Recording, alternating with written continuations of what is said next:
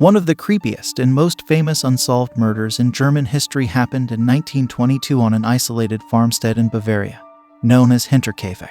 This farm was owned by the Gruber family, which included farmer Andreas, his wife Cecilia, their adult daughter Victoria, and her 2 children, 7-year-old Cecilia and 2-year-old Joseph, as well as a maid named Maria Baumgartner. In April of 1922, the bodies of every member of the Gruber family were found slaughtered in hideous and gruesome fashion throughout the property under mysterious circumstances that have, even a century later, never been solved. As Mental Floss explains, in the days leading up to the murders, Andreas had been noticing strange things at the farm, such as footsteps in the snow leading out of the woods toward the house and never heading back out, a newspaper in the house that he didn't remember buying, and one of the family's 2 house keys disappearing. While Andreas remarked on these odd occurrences to his friends, he never reported them to the police. Another strange fact that went unremarked upon until after the murders was that the Gruber's previous maid had quit 6 months prior due to the fact that she believed the farm was haunted.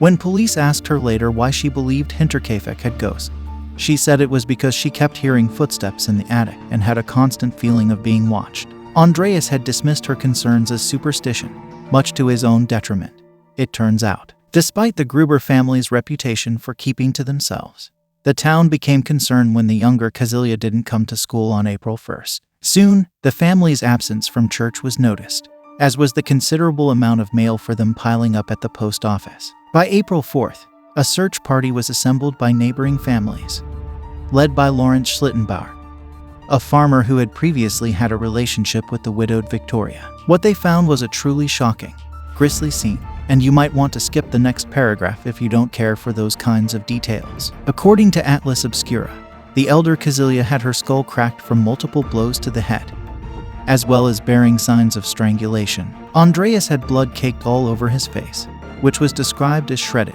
with his cheekbones sticking out of his ragged flesh. The daughter Victoria also had her skull shattered, with signs that her face had been hit with a blunt object.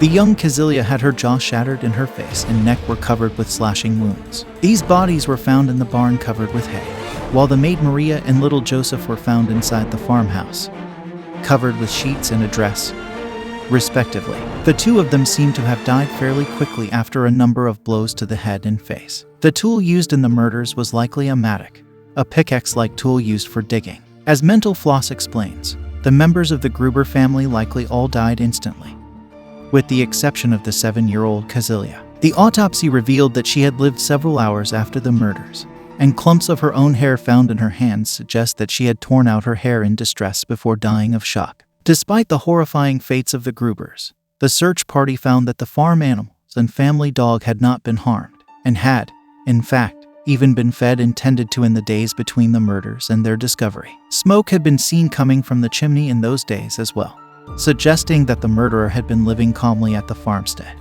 If the Gruber's former maid was to be believed, it's possible he had been living inside the Hinterkaifeck home for over 6 months. The police initially suspected vagrants, but nothing from the farm had been stolen, with large sums of money found still within the house. Lawrence Schlittenbauer, who had been in a relationship with Victoria and might have even been Joseph's father, became a suspect, but he was cleared of suspicion when police couldn't place him at the crime scene. Most heinously, rumors arose that Andreas had fathered Joseph on his own daughter, and had killed the whole family before turning the mattock on himself. However, none of the family's wounds were self-inflicted, so this theory was also dismissed. According to Mental Floss, the Hinterkaifeck murders had to have been perpetrated by someone familiar with farm work, as the killer maintained the farm for days and was handy with a mattock, but not someone who lived on the Gruber farm itself. The brutal nature of the murders suggested someone with a grudge against one or more members of the family. Despite this information, police were unable to find solutions, and so the most reasonable avenue of investigation was subsequently pursued: